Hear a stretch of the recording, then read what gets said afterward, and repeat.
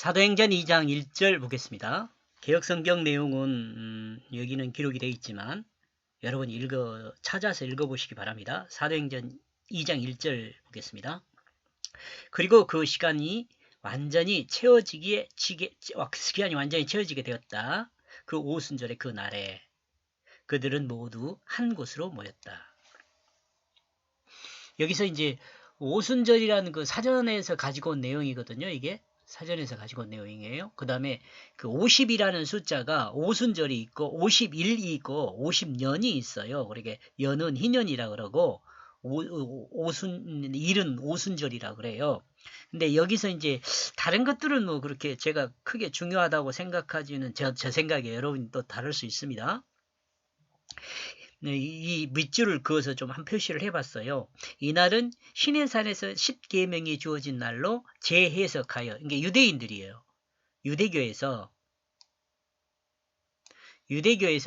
요거요. 이 오순절 날을 그 10계명이 주어진 날로 해석하여 율법을 감사하는 날, 이거 율법에 감사하는 감사하는 날이 되었습니다. 이런 이유로 유대인들은 유월절을 국민의 탄생, 오순절은 그들의 종교의 탄생으로 귀히 여긴다고 합니다. 그러니까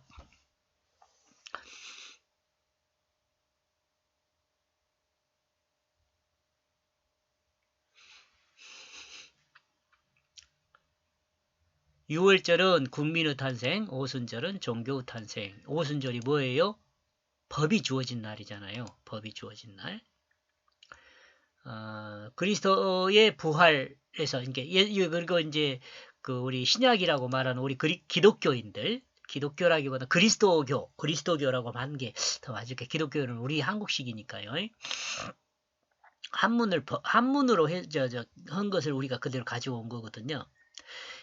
그리스도교는 우리 기독교는 신학에서는 이 부활이 6월절과 같은 시기에서 이 부활에서 예수님께서 부활하셨잖아요. 거기서 부활한 것에서 50일째에 성령이 이 모든 신자들에게 내렸다 그러 50일째. 이게 부활하기라기보다는 예수님 십자가에 못 박힌 후 그리고 그게 맞을 것 같아요. 그죠?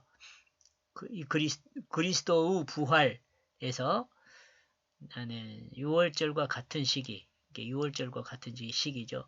어린 양으로 6월절 어린 양으로 십자가에 못 박힌 이후 그때가 6월절이니까 50일째 되는 날이가 이 성령이 임하는 날이에요.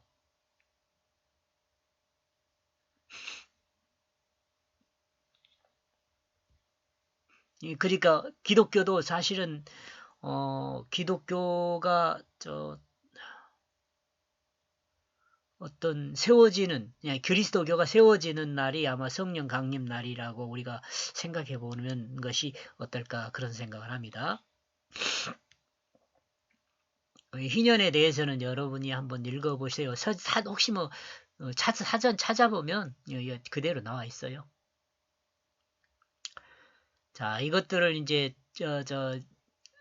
참고를 해서 다음 이제 설명하는 내용이 나옵니다. 이와 같은 역사적 배경과 연결하여 생각하면 오순절은 날로 세어가지고 50일째 되는 날이 오순절이에요. 오순절은 이스라엘 백성의 탄생을 의미하는 것으로 생각할 수 있어요. 오순절은 이스라엘 백성 탄생이요. 그리고 십계명을 받은 날로 재해석했다면 이스라엘 백성의 삶의 규범을 받은 날로 이스라엘 백성이 기념하는 것으로 이해할 수 있습니다. 그리고 신약에 와서 6월절은 하나님의 은혜로 6월절 어린 양 예수 그리스도가 십자가 대속을 통해 죄의 사함을 받아 그 생명을 구원받는 날로 생각할 수 있죠. 죄의 사함을 받아 그 생명을 구원받는 것이 아니고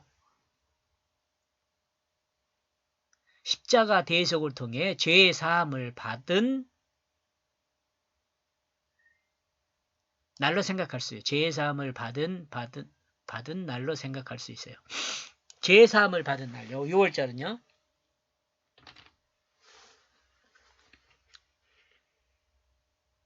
그리고 오순절은 성령이 임하는 날이 되었습니다. 성령 그리고 오순절 이렇게 볼 때 신약에서는 이날은 하나님 백성인 그리스도인의 그 삶의 규범을 성령이라 할 수 있다. 예, 이거 무슨 말이냐면 구약에서는 율법이 삶의 규범이었잖아요. 구약에서는 율법이 삶의 규범이었어요. 근데 신약에 와서는요. 삶의 규범이 뭐가 됐냐면 성령이라고 할 수 있죠.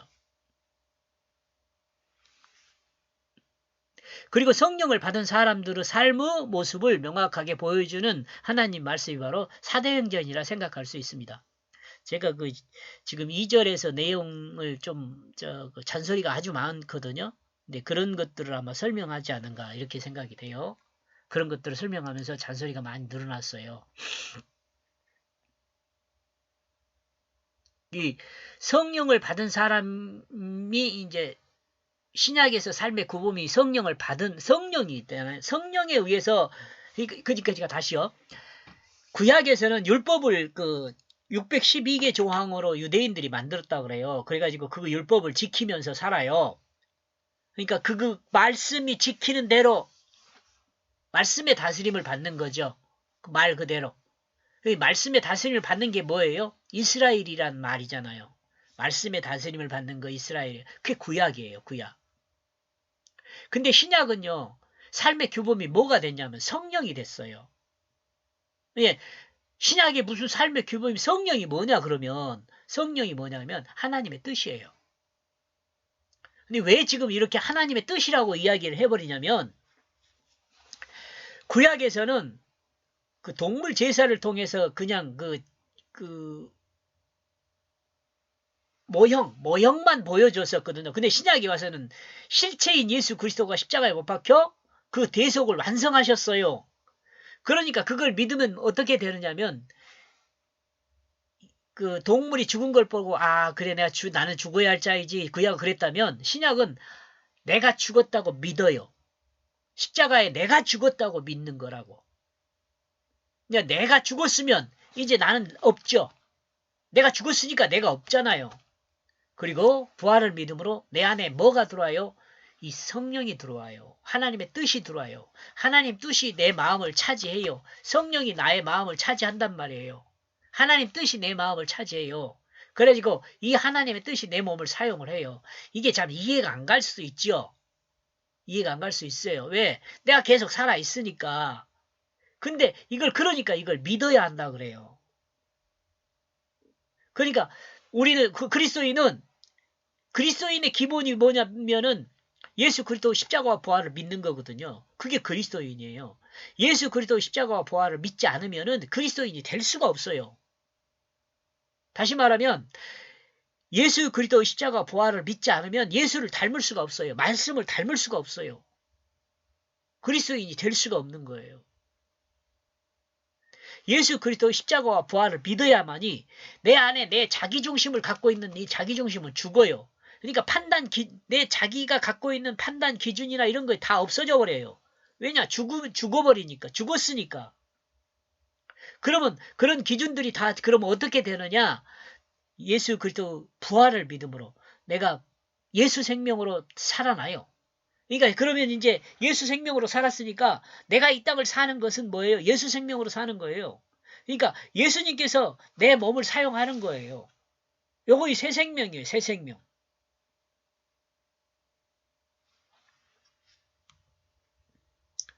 이 새 생명으로 사는 모습을 어떻게 살아야 할까? 이 내용을 보여주는 것이 사도행전이란 말이죠. 예수님의 제자들이 성령을 받고 나서 다시 말하면 나와 여러분도 마찬가지예요. 성령을 받고 나서 삶이 변화돼야 하잖아요. 변화 안 되면 성령을 안 받은 거나 똑같아요. 변화될 수밖에 없어요. 왜냐하면 옛사람이 내가 자기중심 내 맘대로 살던 나는 죽어버렸는데 여전히 내 맘대로 살고 있으면 성령 안 받은 거죠.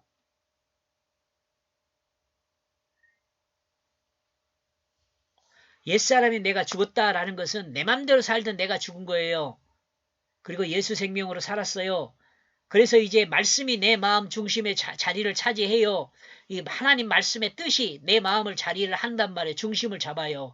그래가지고 하나님 뜻에 의해서 생각하고 말하고 행동하는 것들이 다 결정돼요. 그러니까 우리가 주님을 향하여 뭐라 그래요? 주님이라고 부르는 거예요. 하나님을 주님이라고 부르는 거예요. 내가 주가 아니고 하나님이 내 주가 되는 거예요. 그래 우리는 하나님의 종이 된 거죠.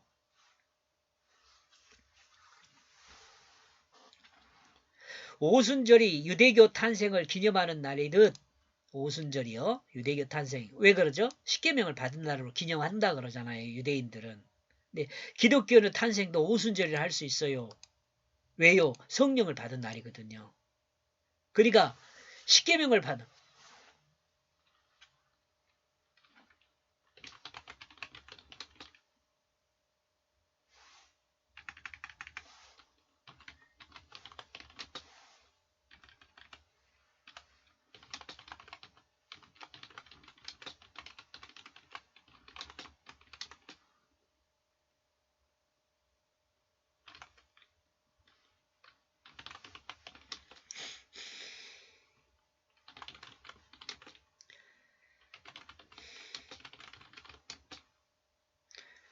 유대교는 오순절에 십계명을 받았다고 자기들이 이제 그렇게 하는가 봐요.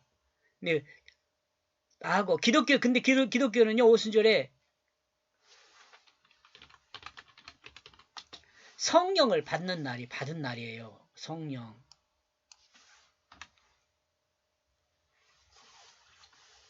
이렇게 경우로 기독교 탄생이 오순절이라 할 수 있다는 거예요. 이거 이해했으면 좋겠어요.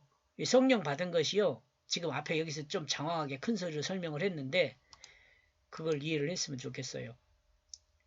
구약의 이스라엘의 의미가 구약의 이스라엘의 의미가 하나님 말씀의 다스림을 받는다는 의미이며 그러니까 하나님의 율법을 줬어요. 십계명을. 그러니까 그 십계명이 다스려줘요. 십계명에 의해서 다스림을 받아요. 그게 이스라엘이에요. 근데 신약은요. 신약의 그리스도인은 말씀을 닮은 사람을 말해요. 신약은요. 그 마음에 하나님의 뜻을 심어버렸어요. 하나님의 뜻을. 말씀을 심어버렸어요. 말씀. 이렇게 이야기하면 그러면 너희 안에 성경 66권이 다 들어있느냐? 그럴 필요는 없어요.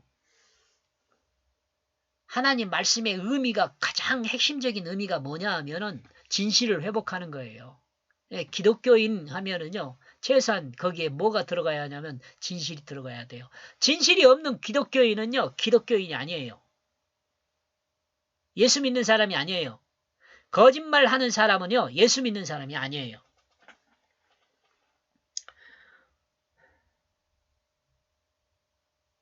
그저께 그 페이스북에서 뭐 연락이 온 것 같아요. 뭐 제가 이렇게 강의한 내용이 거짓말이 있다고, 사실이 아닌 것이 있다고 그러는데 글쎄요, 내가 모르는 것이 어떤 뭐 사실이 아닌 것이 있을 수는 있겠죠. 제가 거기에 한번 들어봤는데 글쎄요, 사실이 아닌 것이 종교가 다르면 예를 들면 유대교라든가 그런 사람들은 조금 다르게 들을 수도 있어요. 근데 기독교의 관점에서는 사실이 없는 것이 없어요. 사실이에요. 지금 성경을 근거로 해서 말씀을 드리는 건데 사실이 아닌 것이 무엇이 사실이 아닌 건지를 말을 해야지. 제가 잘못됐으면 뭐 고치고 또 자기들 기준으로 그냥 말한 것이면 뭐 자기들이 고쳐야겠죠.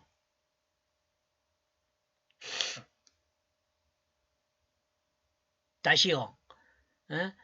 그 구약에서 이스라엘은 뭐예요? 말씀의 다스림을 받잖아요. 근데 우리 신약에서는요. 말씀을 그 마음에 심어요.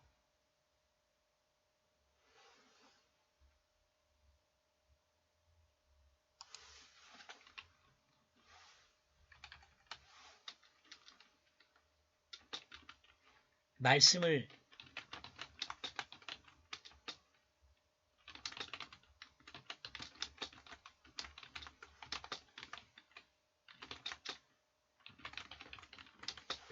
이렇게요.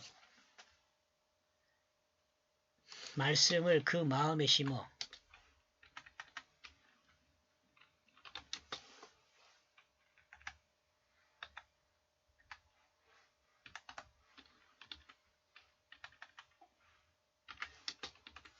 말씀을 그 마음에 심어 그 마음의 주가 되게 함으로 말씀을 닮은 사람을 말합니다. 그리스도인은요.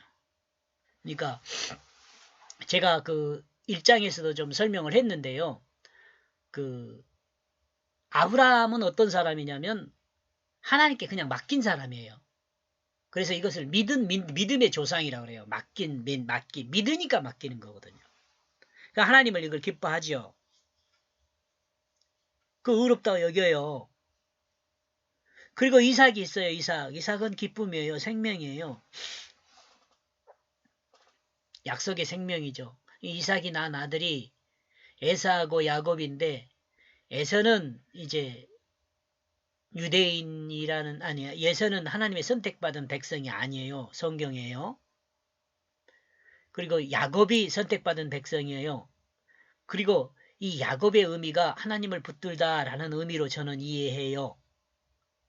근데 하나님을 붙든 이 야곱을 하나님께서 어떻게 이름을 다시 정체성을 바꿔주냐면 이스라엘로 바꿔줘요. 하나님을 붙들고 있는 이 야곱을 하나님 말씀에 다스림을 받는 자로 바꿔줘요. 이게 이스라엘이에요. 그래서 이스라엘이란 나라가 이렇게 형성이 돼가지고 이 하나님이 주신 그 율법에 의해서 다스림을 받는 이스라엘이 됐죠. 근데 이 이스라엘이 사실은 예수 그리스도를 알아야 돼요. 인간을 구원하는 하나님의 구속사를 완성하는 게 예수 그리스도거든요. 메시아거든요. 유대인들도 이 메시아를 기다렸어요. 근데 조금 오해했다고 우리는 이해하죠. 유대인들은 그렇게 오해하지 않았을 수도 있어요. 그러나 우리는요. 이 성경을 통해서 안 것으로는 유대인들이 예수를 몰라본 거예요. 메시아를 몰라본 거죠. 아직도 기다리고 있다잖아요. 예, 그러니까 예수 그리스도가 딱 오셔가지고 이제 새롭게 된 이 세상에 그리스도인이라는 게 생기는데 그리스도인은 이 야곱과 이스라엘과 그 다음에 연결되는 단어가 그리스도인이에요. 기름 부음 받은 자라는 개념의 그리스도라는 것과 그리스도인 하면 그 기름 부음 받은 자를 닮은 사람이거든요. 그게 그리스도인이에요. 그러니까 그리스도인은 말씀을 닮은 자예요. 왜 말씀을 닮으냐? 그러면 그 마음에 하나님 말씀의 뜻을 심어서 그 마음에 하나님 말씀의 뜻이 그 육체를 사용해서 삶을 살게 해요. 닮을 수밖에 없죠. 그래 닮은 자라 그래요. 이 시대의 사람들은 그리스도인이에요. 하나님 말씀을 닮았잖아요. 하나님 말씀을 닮았으니까 하나님 말씀 자체는 아니지만 하나님 말씀을 닮았으니까 우리가 하나님을 뭐라 그래요? 아바 아버지라고 부른다 그래요. 아빠 아버지. 로마서의 마지막 부분에 나오잖아요. 아빠 아버지.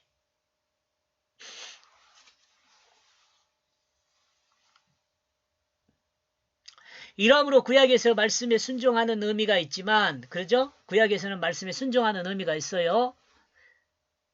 말씀의 다스림을 받아야 하니까 순종하는 의미가 있어요.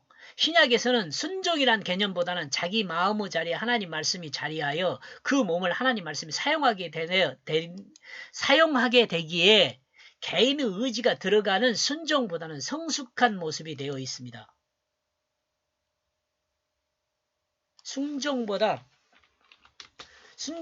더 성숙한 모습이 되어 하나님 말씀을 닮은 그리스도인이 되는 것으로 생각해 볼 수 있어요. 이거 이해했으면 좋겠어요. 저는. 근데 이해 못하면 어쩔 수 없죠, 뭐. 그러니까 그 하나님의 백성의 변화, 아니 업그레이드라고 여러분 생각하면 돼요. 하나님의 백성이 업그레이드. 맨 처음에는 그냥 맡기는 삶에서 그 다음에 이삭에 대한 적용은 정확하게 아무튼 하나님의 기쁨이 되었죠. 맡겨서. 그 다음에 야곱이잖아요. 그 다음이 야곱이에요. 야곱은 어때요? 하나님을 붙드는 자잖아요. 하나님을 붙드는 자예요. 발뒤꿈치를 잡다라는 개념도 있지만 그것을 저는 하나님을 붙든 야곱으로 이해를 해요. 하나님을 붙드니까 하나님께서 그 이름을 뭘로 바꿔줘요? 이스라엘로 바꿔줘요. 이스라엘의 의미라는 것은 하나님 말씀에 다스림을 받다라는 말이에요. 그러니까 이스라엘 백성은 이 율법이라는 그 말씀에 의해서 다스림을 받는 것이 이스라엘 백성이었어요.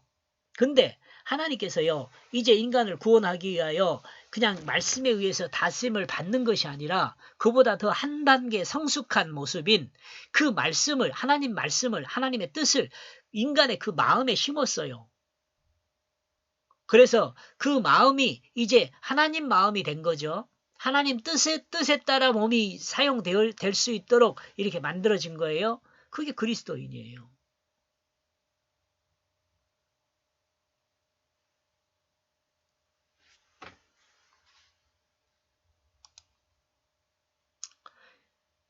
또 설명이 나오네요. 야곱보다 성숙한 사람이, 자, 야곱보다 성숙한 사람이 누구예요? 이스라엘이에요. 그럼 이스라엘보다 성숙한 사람은 뭐예요? 그리스도인이에요. 이걸 이해하면 될 것 같아요. 구약에서 유월절을 통해 생명을 구원하는 것과 같이 이 애굽에서 이스라엘 백성이 또 허다한 잡족들도 같이 있었어요. 출애굽하기 전에 어때요? 유월절 어린 양을 잡고 문설주 임방에 양의 피를 발랐잖아요. 그러면 거기를 넘어갔잖아요. 그러니까 생명을 구원받은 거죠. 그러니까 구약에서 유월절은 생명을 구원받은 거죠. 신약에서도 유월절은 뭐예요? 신약에서도 그 생명을 구원받게 됩니다.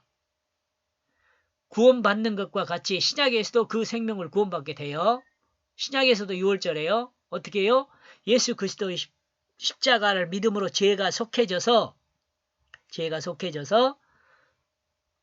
또 죽음에 해당되는 그 죄값을 예수께서 감당하셨기 때문에 이제 생명을 구원받아요.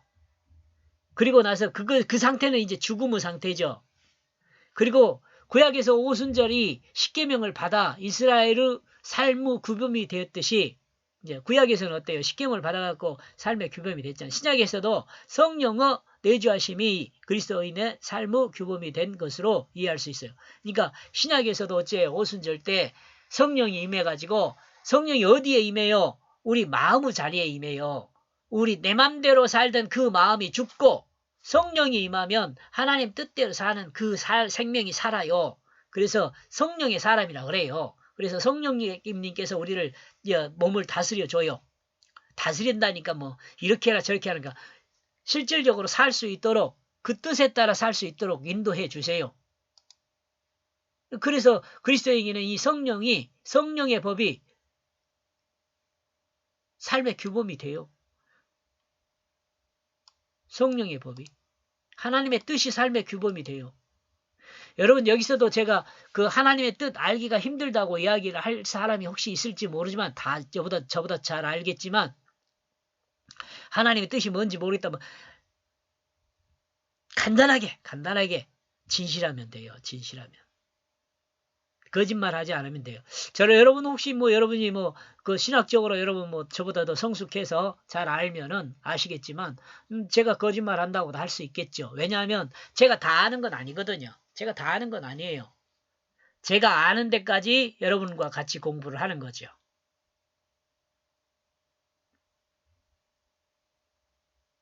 그러니까 성령이 내주하시는 규범이 되니까 율법보다 훨씬 수준 높은 그러니까 하나님 그 뜻을 우리 마음에 심었으니까 하나님 뜻대로 우리가 살게 되니까 우리가 우리의 인간의 의지를 가지고 막 법을 지키려고 그렇게 안 살아도 돼요. 하나님이 그냥 그 모든 의지까지도 다 하나님의 주권 안에 있으니까.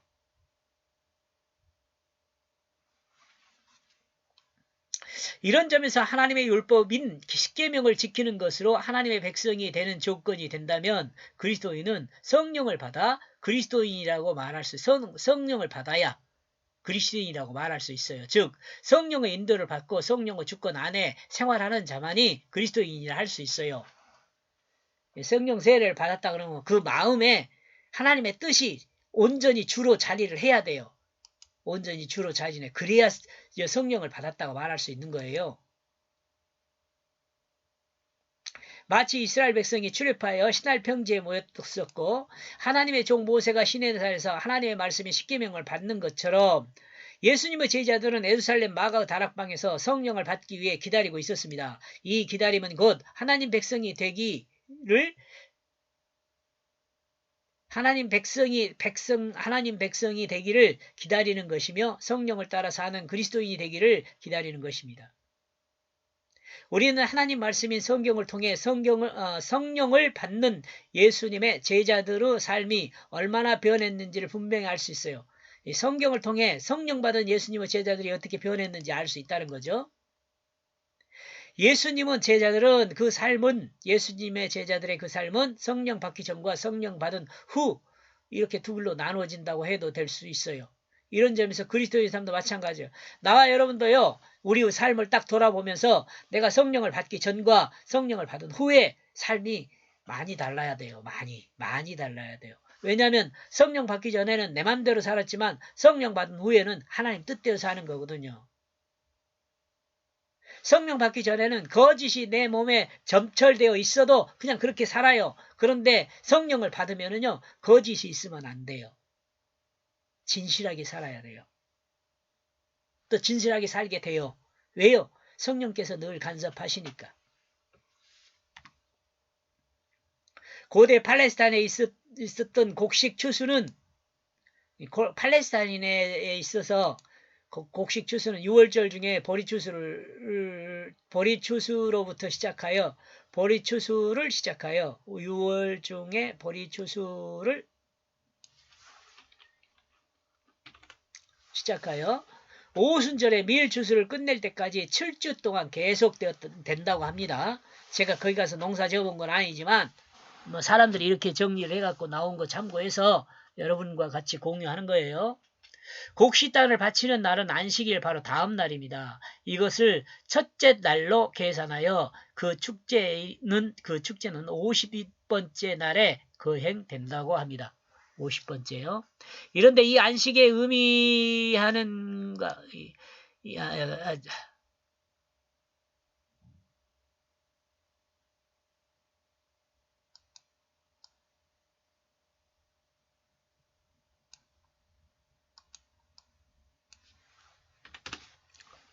이 안식이 안식일 주간을 의미하는가 아니면 쉴 수 있는 어떤 날을 다른 날을 나타내는가. 평안히 쉬는 것이 중요하냐 안식 주간을 의미하는 거냐 한 주요. 한 날 이거 말하는 거예요. 나타내는 거냐 하는 것입니다. 먼저 7번째의 안식 후에 레위기서 23장 16절이라는 말은 첫 번째 가능성인 안식일 주간을 증거하는 의미가 됩니다. 이것이 사실이라면 축제일은 항상 주간의 같은 날, 즉 일요일이 됩니다. 그러나 랍비적인 판단에 따르면 문제가 되는 안식일을 주간 중의 안식일, 즉 무교절 주간에 오게 되는 날이 아니었습니다. 무교절에 오는 날이 아니었어요. 오히려 그것은 성회로 공포하고 아무 노동도 하지 않은 날로 묘사되는 니산월 제15일이었습니다. 이러므로 곡식단을 바치는 날은 바로 이 다음 날인 니산월 16일이 됩니다. 유대인들은 그 축제를 이런 계산의 기초 위에 거행했습니다. 사두개인들은 항상 일요일을 계산하는 데 출발했습니다. 그러므로 오순절은 항상 일요일이었습니다.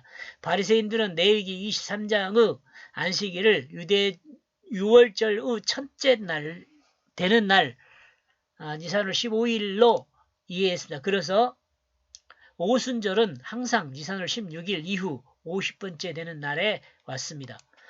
축제의 날은 해마다 다르게 되었습니다. 이래하여 이러한 견해가 AD 70년 후에 널리 퍼지게 되었습니다. 후기 유대교에 와서 오순절은 6월절 축제를 끝맺는 것으로 생각했습니다. 예수님의 제자들은 6월절 날에 모두 함께 장소에 모이게 되었습니다. 50일이 다 채워진 날이므로 51일이 되는 날일 수 있습니다. 여기까지 보겠습니다. 고맙습니다.